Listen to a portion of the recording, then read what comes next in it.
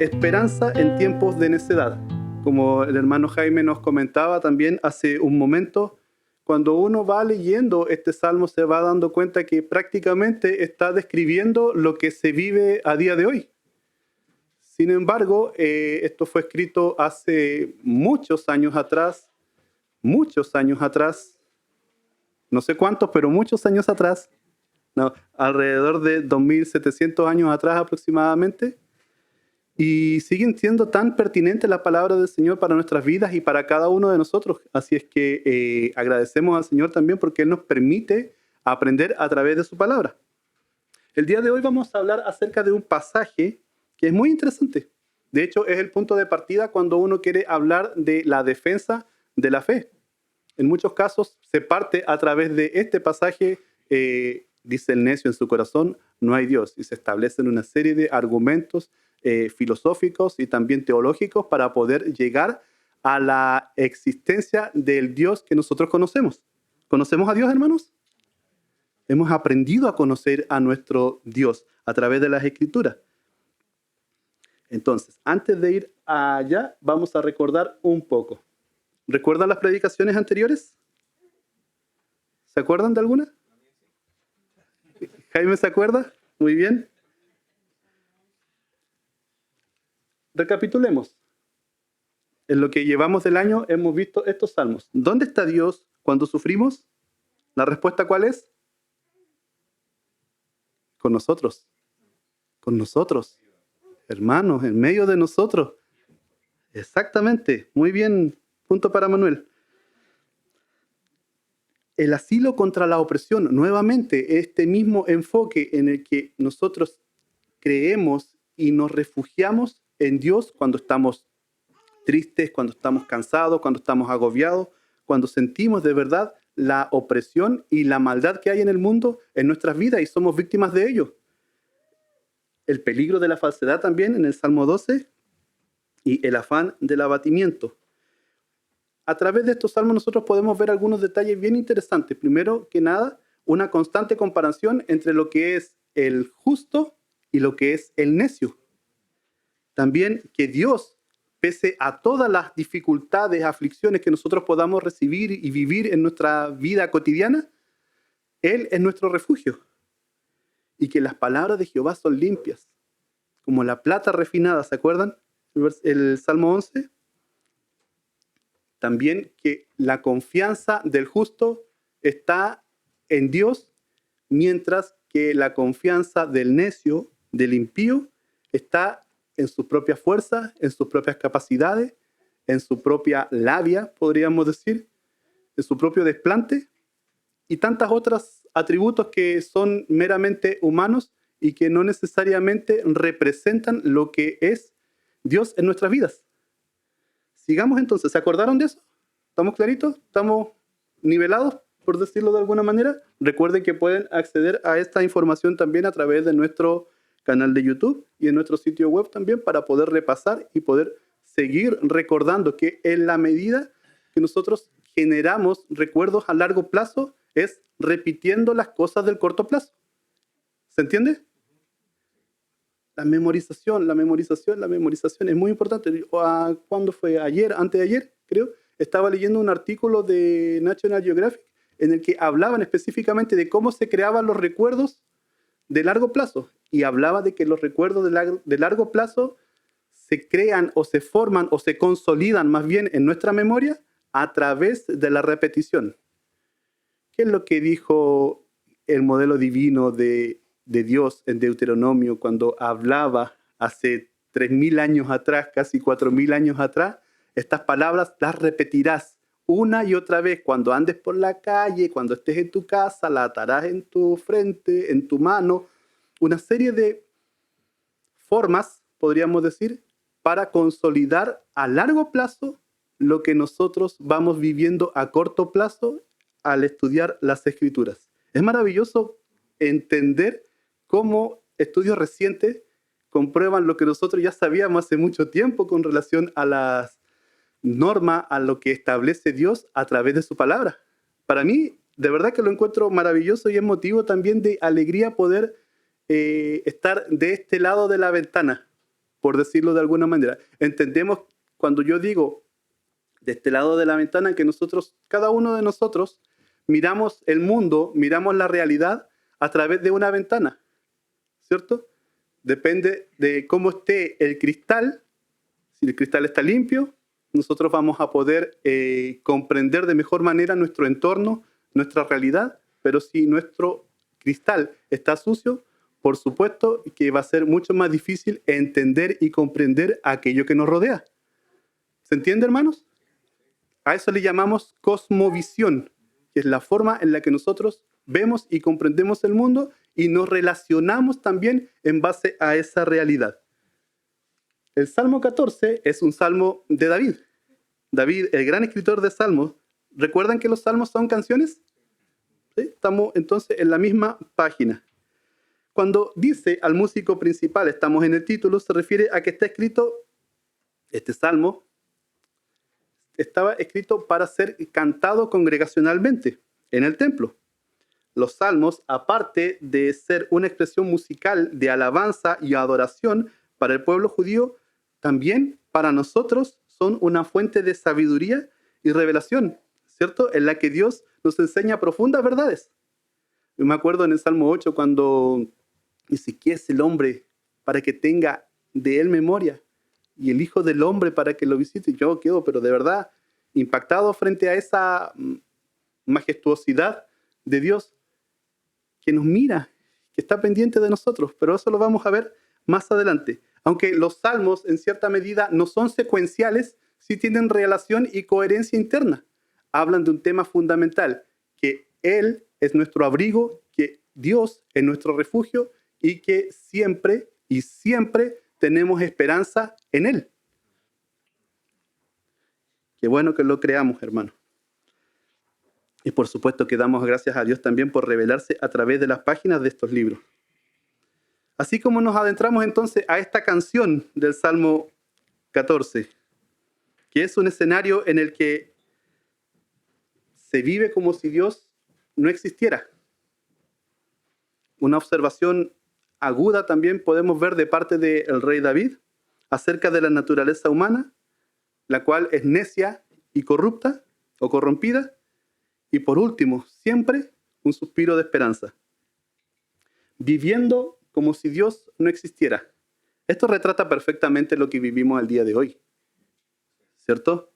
Dice el necio en su corazón, no hay Dios. Se han corrompido, hacen obras abominables. No hay quien haga el bien. Jehová miró desde los cielos a los hijos de los hombres para ver si había algún entendido que buscara a Dios. Todos se desviaron, a una se han corrompido. No hay quien haga lo bueno. Ni siquiera uno. Entonces, vamos a ver, en cierta medida hay partes que están bloqueadas. Eso describe esta imagen. Dice el necio en su corazón, no hay Dios. ¿Alguna vez a alguno de ustedes le han dicho necio o similar? Tonto, lento, ¿cierto? Leso, dice leso en su corazón, dice en la traducción más chilena. ¿Sí? Y así tantas. Pero nosotros nos reímos, pero esto es ofensivo, es muy ofensivo. Decirle necio a una persona no está dentro de las posibilidades de nuestro vocabulario. Lo pensamos muy bien para decirle necio a una persona, ¿cierto? No llegaríamos tan lejos, tenemos límites. Sin embargo, Dios, nuestro hacedor, nuestro creador, con libertad nos puede llamar necios si no estamos conforme a su voluntad. Vamos a ir también desarrollando esta idea con mayor detalle. De acuerdo a la corriente de pensamiento actual, progresista, prácticamente atea en general, podríamos decir que decirle necio a una persona es un discurso de odio, ¿cierto? Pero Dios, quien inspiró las Escrituras, está interesado en revelar la verdad tal como es. Por eso, por ejemplo, este mismo rey David, que es tan inspirado en las Escrituras, también se retrata como lo que era también una persona pecadora, una persona falible. La Escritura no está interesada en pontificar a hombres. La gloria siempre es de Dios.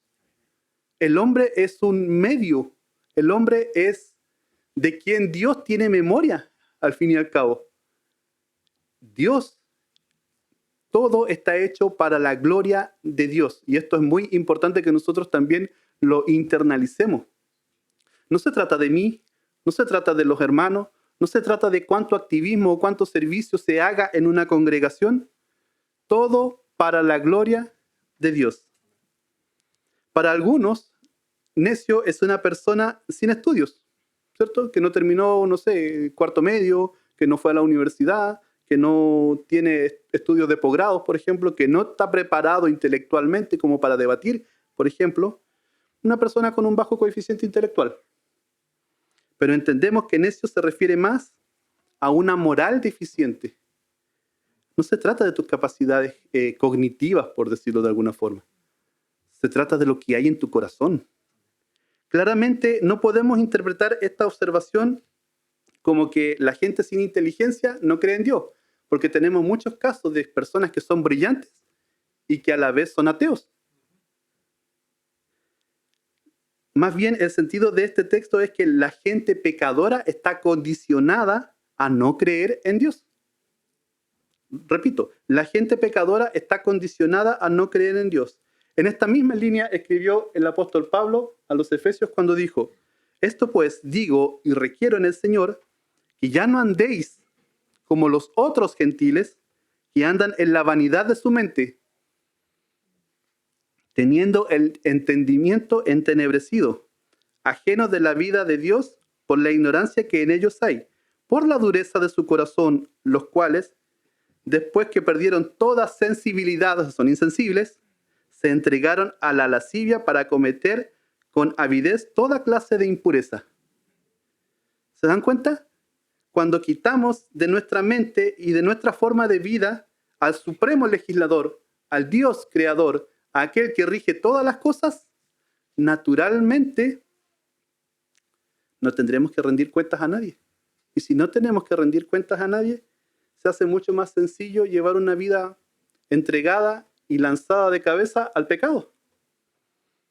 Ese es el sentido de vivir una vida como si Dios no existiera. La degradación moral y espiritual impacta de forma negativa en la condición intelectual. ¿Qué quiero decir con eso? Se dieron cuenta que se hablaba, por ejemplo, y ahí está destacado, que el entendimiento estaba entenebrecido. Por eso había un candado en el cerebro. Y es porque estamos condicionados. Desde que nacemos estamos condicionados. Es mucho más fácil, mucho más sencillo, tenemos mucho más estímulos para pecar que para hacer lo correcto. La Biblia dice que por cuanto todos pecaron están destituidos de la gloria de Dios. Todos somos pecadores, en definitiva. Y esa es la realidad del ser humano sin Dios. De nuevo, la degradación moral y espiritual impacta de forma negativa en la condición intelectual. Había un filósofo, apologista también de la Edad Media, Tomás de Aquino. Él decía específicamente que todo el ser humano tenía su naturaleza caída, excepto su mente. Que la mente, sí, es llamativo, porque a través de la mente él podía desarrollar, por ejemplo, las 5 vías de Aquino, que se conocen como los fundamentos para la apologética moderna. Son palabras enredadas, pero sí quieren decir que él, en parte, desarrolló argumentos para poder defender nuestra fe cristiana. ¿Se entiende? Tomás de Aquino era una persona que creía que todo el ser humano, excepto su mente, era caído. ¿Qué es lo que nos dice la Biblia? Primero, que somos seres integrales. Y como somos seres integrales, cuerpo, alma, espíritu, mente, corazón, voluntad, todo lo que queramos llamar, lo material y lo inmaterial, todo está sujeto a pecado, incluyendo nuestra mente. Y por cierto, cuando dice que, por ejemplo, nuestro corazón es engañoso más que todas las cosas, se refiere también a nuestra capacidad de hacer empates psicológicos, a pensar, a tomar razonamiento de alguna línea en específico. Les nombraba a Tomás de Aquino porque él sentó las bases para argumentar acerca de la existencia de Dios. Hace un tiempo hablábamos de la revelación, ¿se acuerdan? Estuvimos en Cañita, lo pasamos re bien, estuvimos en Fiestas Patrias, ¿se acuerdan de eso? ¿Comimos bien? Yo creo que de eso sí se acuerdan. ¿Sí? Sí, ¿ves? Eso sí se acuerdan. Eso despierta también memorias, los estímulos que nosotros sentimos o a los que nos estamos expuestos, como los olores, los sabores y cosas así. Bien, hecho ese paréntesis, hablamos acerca de la revelación natural, ¿se acuerdan? Los cielos cuentan la gloria de Dios y el firmamento anuncia la obra de sus manos, ¿se acuerdan? Perfecto. También acerca de la Escritura, la ley de Jehová es perfecta y de hecho la cantamos ese mismo día, esa canción. Y también, por supuesto, la encarnación, el verbo de Dios. Ahora, tenemos un versus. Ateísmo práctico versus teísmo cristiano y soberbia agnóstica también versus el teísmo cristiano. Se entiende por teísmo cristiano a lo que nosotros creemos, que hay un Dios presente, hay un Dios creador que rige toda su creación, que está relacionada con su creación y que está permanentemente actuando en ella. Es un sistema abierto, no es un sistema cerrado. Contrario a Dios, el ser humano perfecciona la maldad y con mucha rapidez teoriza, investiga, inventa, concluye. Consciente o no, se deja llevar por sus ideas preconcebidas para llegar a un resultado. Y estas son las principales dos ideas que se remarcan en este pasaje. Le puse ateísmo práctico porque el ateo no necesariamente desconoce que exista un poder superior, por decirlo de alguna forma, un poder mayor, algo que sea supremamente por sobre lo que nosotros somos. El ateo práctico es alguien que vive como si Dios no existiera, que intenta refutar la existencia de Dios simplemente para no rendir cuenta a nadie. Tiene un interés creado, que es lo que hablaba acerca de la idea preconcebida. El ateo dice, o más bien el necio dice en su corazón, no hay Dios, porque no le conviene reconocer a Dios. Esto lo va a desarrollar en mejor manera el apóstol Pablo también en la carta a los romanos. Y el agnóstico es soberbio porque dice que no podemos saber si existe o no existe Dios, pues no es observable. Dios no puede ser medido por nuestras cintas métricas. Dios no puede ser cuantificado porque es infinito. Dios es un ser inmaterial que no puede ser comprobado a día de hoy. Pero hubieron unas personas que lo pudieron comprobar y que también vamos a hablar más adelante. Entonces, el teísmo cristiano es la creencia en un Dios personal que se revela al hombre y se preocupa de su creación, dando propósito y sentido.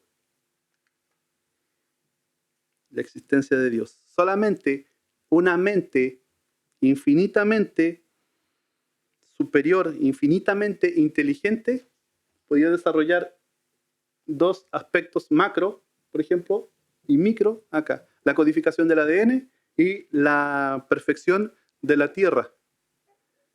Solamente Dios, un ser infinitamente poderoso, infinitamente superior, puede realizar eso. La Biblia, a este respecto, da por hecho, da por sentada la existencia de Dios. La Biblia no se pone a argumentar y decir, este es Dios, estas son sus características principales. No hace un apéndice detallado o sistemático de lo que es Dios. La Biblia se revela a medida, Dios más bien se revela en la Biblia a medida que el hombre va teniendo comprensión acerca de ello. Por eso en Génesis, por ejemplo, es el creador y así sucesivamente, gracias. Por eso sucesivamente se ve que Dios empieza a acompañar a su pueblo. Vemos cuántas veces libró las batallas por ello también en el momento de la toma de de las tierras que Jehová le había entregado al pueblo de Israel.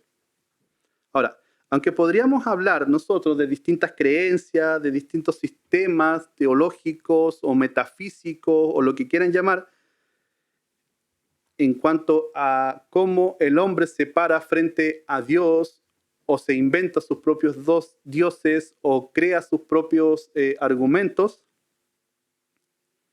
simplemente para resistirse a Dios, eso lo vamos a dejar para otro momento, seguramente en alguna conversación privada, un pay de limón de por medio.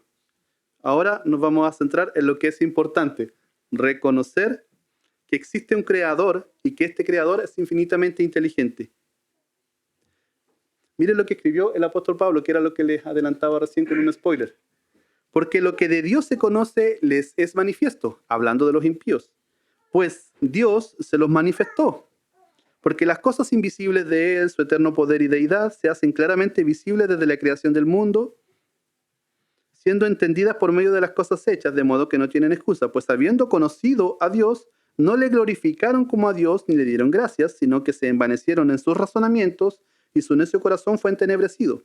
Profesando ser sabios, se hicieron necios y cambiaron la gloria de Dios incorruptible en semejanza de imagen de hombre corruptible, de aves, de cuadrúpedos y de reptiles. También suena parecido a cómo se vive hoy en día. Miren la parte que destaqué, que dice, se hicieron necios y cambiaron la gloria de Dios incorruptible en semejanza de hombre corruptible. Eso se puede interpretar perfectamente como el humanismo clásico que se vive el día de hoy, donde el hombre es el centro y la medida de todas las cosas. ¿Se entiende eso?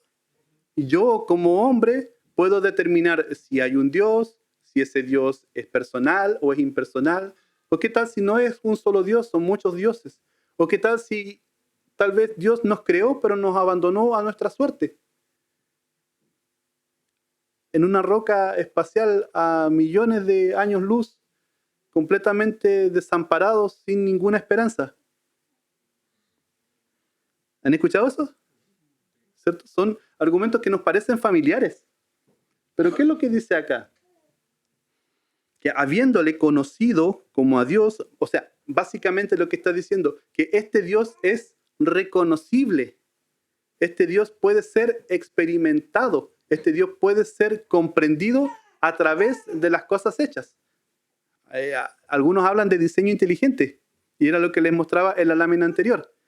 Por eso las láminas van también contando una historia paralela y nos sirven como apoyo para poder entender de mejor manera de qué se trata esto de la condición humana sin Dios, la cual es necia y corrupta. No hay quien haga lo bueno. Yo creo que este es el centro de la primera estrofa de la canción de David, el Salmo 14. A lo largo de los versículos 2 y 3 se lee claramente que Dios está preocupado por su creación. Entonces no es ese Dios que pintan algunos que nos abandonó y que arréglensela como puedan. No es ese Dios. Jehová miró desde los cielos sobre los hijos de los hombres para ver si había algún entendido que buscara a Dios.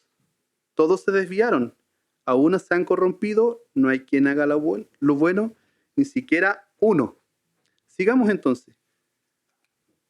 No tienen discernimiento todos los que hacen iniquidad, que devoran a mi pueblo como si comiesen pan, y a Jehová no invocan.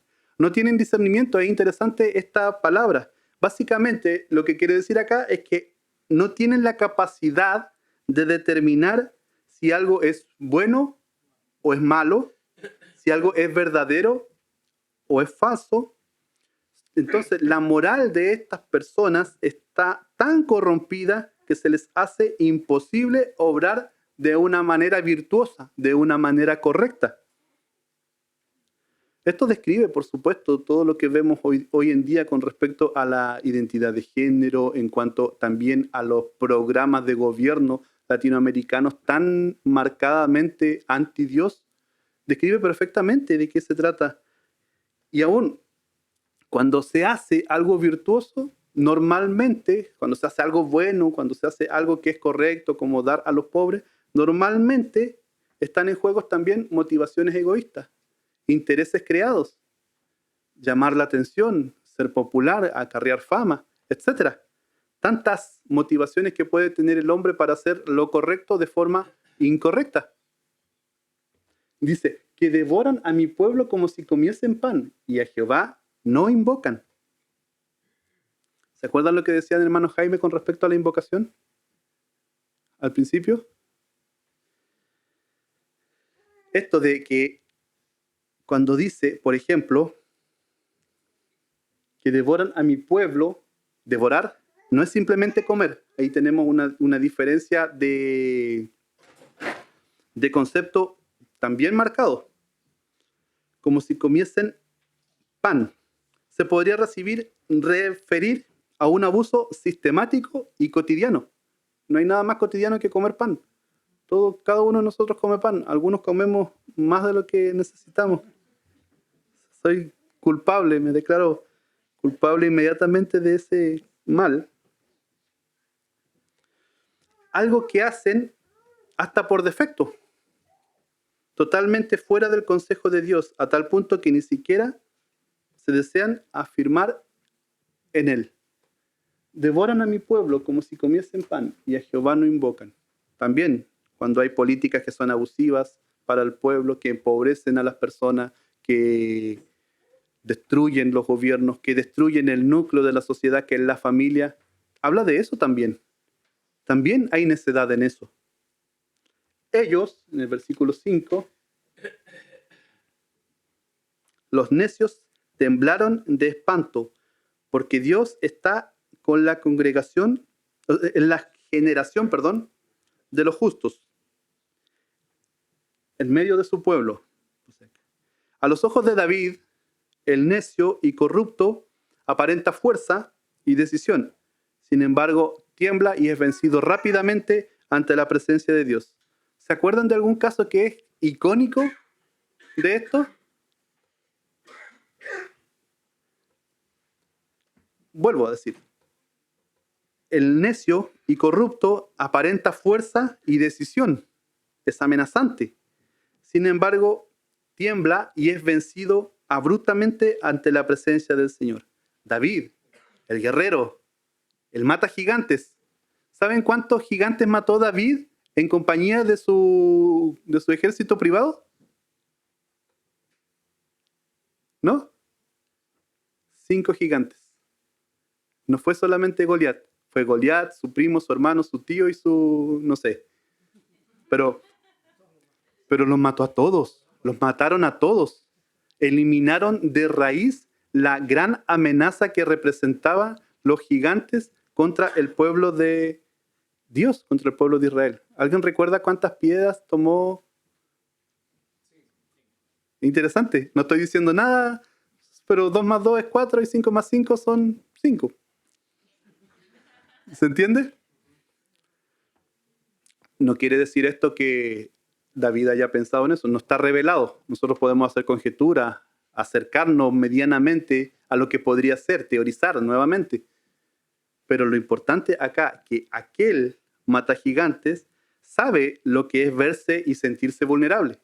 Sabe lo que es sentirse pequeño frente a una gran amenaza de más de 3 metros. Pero también sabe por experiencia propia cuál es su garantía. Así como cayó el león, así como fue vencido el oso, así también va a caer este filisteo incircunciso, dijo David. Estaba confiado, completamente confiado en quién era primero, en su identidad particular, pero también en quién era su Dios, en quién se había refugiado, porque su fuerza no radicaba en sí mismo, sino en la grandeza de ese Jehová de los ejércitos, el Dios de los escuadrones de Israel.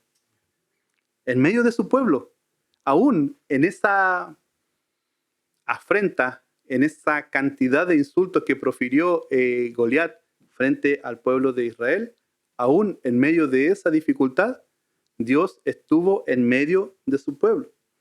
Del consejo del pobre se han burlado, pero Jehová es su esperanza, dice el versículo 6. ¿Se han burlado de ustedes, hermano? De mí se burlan siempre, no hay problema. ¿Se han reído de ti por ser cristiano? ¿Te han ridiculizado por ser cristiano? Ah, mira, este cree en Dios, cree en la fantasía, este está loco, es tonto. Este tipo es menos inteligente porque cree en amigos imaginarios. Yo he escuchado eso. Goliat también se burló de David durante su enfrentamiento, pero ¿cómo terminó? Esto nos hace reflexionar en que tenemos una esperanza viva. Si Dios es por nosotros, ¿quién contra nosotros entonces? Y si no es para el futuro, esto no es para el futuro. Esto de decir, por ejemplo,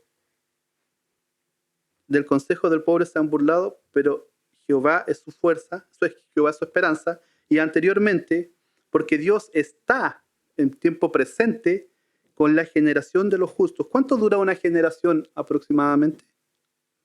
Porque de 35 a 40 años, de acuerdo al estándar bíblico. Ahora las generaciones pasan mucho más rápido. Tenemos generación X, generación Z, generación de cristal y cuantas otras que van pasando. Ya vamos en la alfa, creo. Entonces, ahora la forma en la que vivimos también es mucho más acelerada. Por lo tanto, también ha cambiado eso. Pero en términos bíblicos, una generación dura entre 35 y 40 años. ¿Quiere decir que Dios está con su pueblo 35 a 40 años solamente? ¿O que esa generación es la generación presente en la que está Dios con cada uno de nosotros? Dios vive en un eterno presente. Dios no tiene principio ni tiene final.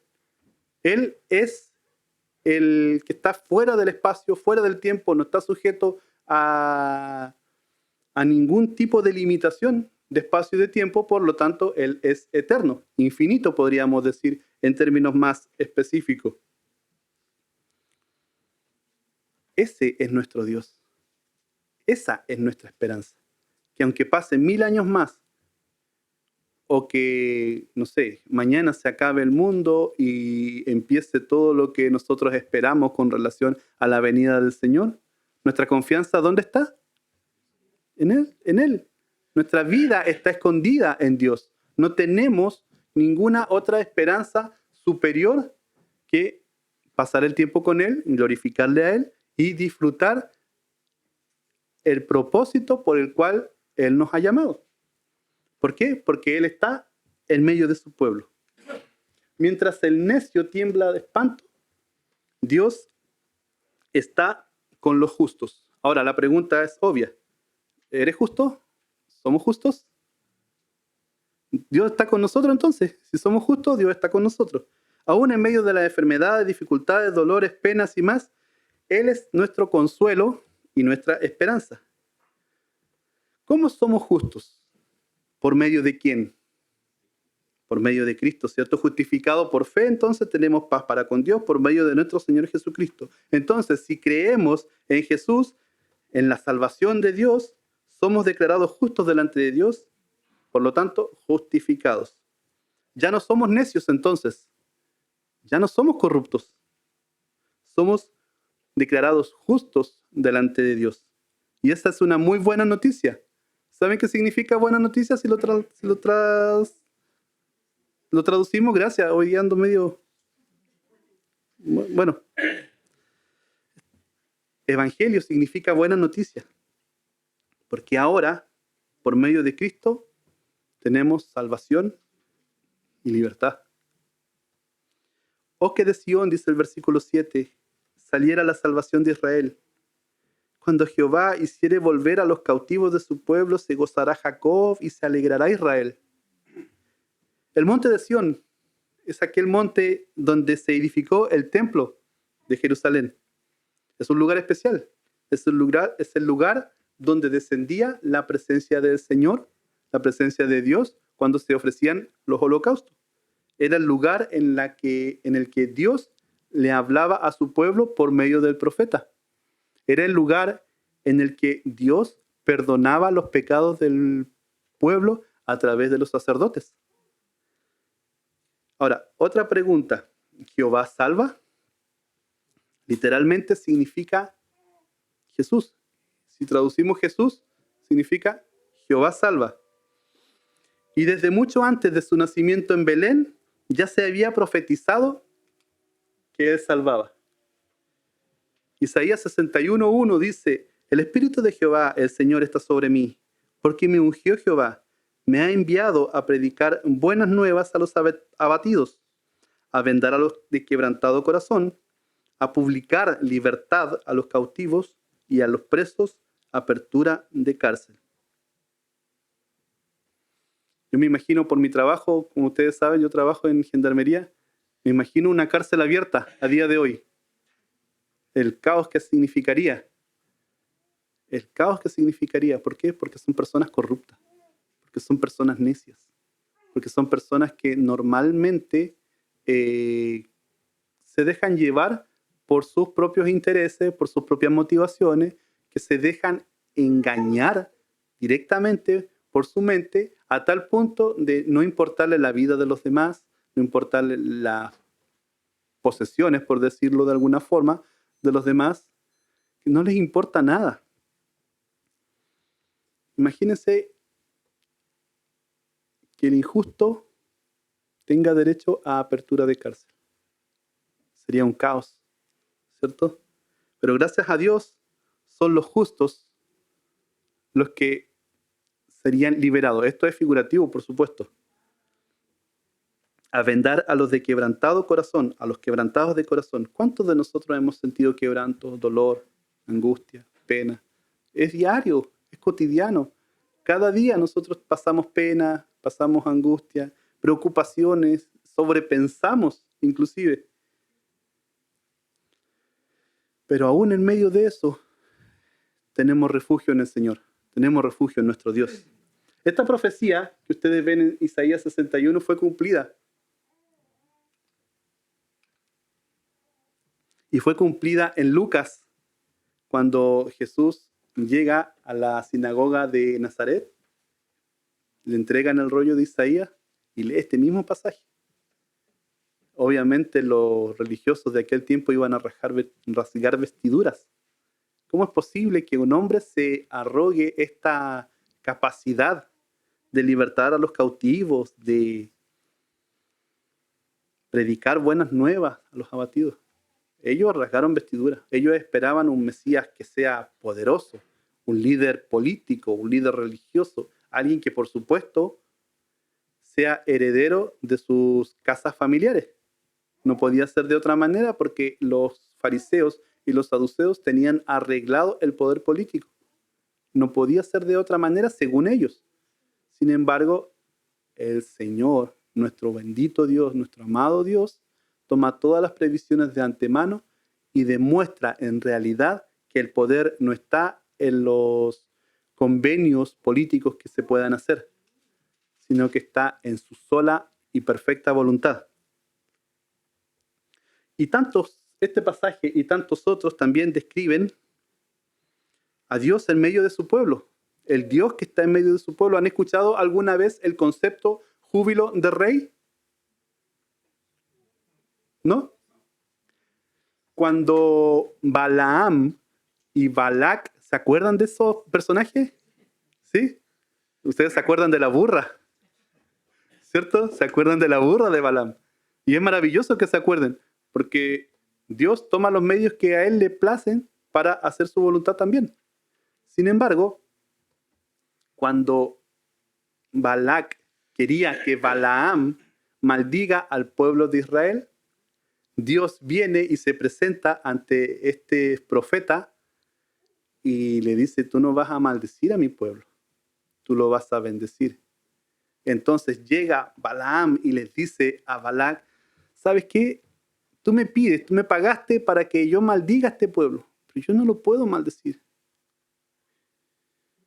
Porque a pesar de cómo son, júbilo de rey hay en ellos. Su rey está en medio de ellos. Yo no puedo proferir otra cosa que bendición. Y allá tú lo que vas a hacer. Pero yo no puedo maldecir al pueblo de Dios, dijo Balaam. Eso es muy interesante, es muy llamativo y a mí de verdad que me emociona imaginarme un caso así. Que de verdad Dios dijera, o sea, que el enemigo dijera de nosotros: a este no lo puedo tocar, porque júbilo de rey hay en él. De verdad es emocionante, toca el corazón saber el refugio que tenemos, la protección que tenemos de parte de nuestro Señor. Y motivo de más gozo aún es esto: Jehová está en medio de ti, poderoso, Él salvará. Se gozará sobre ti con alegría, callará de amor, se regocijará sobre ti con cánticos. Sofonías 3 habla tanto de juicio para los necios como también de retribución para los justos. Y en medio de esa retribución me llamó la atención ese callará de amor.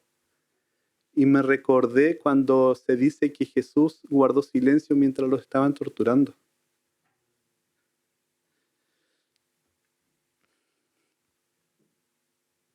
Mientras lo estaban haciendo pedazos, Él guardó silencio. Y abrió su boca solamente para decir: Señor, perdónalos porque no saben lo que hacen. Es hermoso poder comprender, poder reconocer qué es lo que hay de parte de nosotros. Primero, ya no somos necios, somos declarados justos. Ya no somos corruptos. ¿Que podemos pecar? Por supuesto que podemos pecar. ¿Cometemos errores todos los días? Por supuesto que cometemos errores. Pero hijitos, si alguno hubiese pecado, abogado tenemos para con el Padre, a Jesucristo el justo. La pregunta entonces está calcada: ¿eres necio o eres justo? ¿Vives bajo el señorío de Dios o vives como si Él no existiera? Esto es un llamado de atención para nosotros, porque aunque decimos que amamos a Dios, el mismo Pablo decía: aquello que quiero hacer, aquello que no quiero hacer, eso hago. Estamos en un mundo que es corrupto, estamos en un mundo que es difícil para el cristiano, estamos bombardeados de estímulos de todos lados para intentarnos derribar, para hacernos caer. Pero mayor es el que está con nosotros, dice la palabra del Señor. Refugiémonos entonces como justos. Confiemos en nuestro Señor, en nuestro Salvador, que podemos confiar en Él, que podemos pedir perdón cuando fallamos y que por supuesto podemos cada día aprender más de Él a través de su palabra. El Señor les bendiga, hermanos.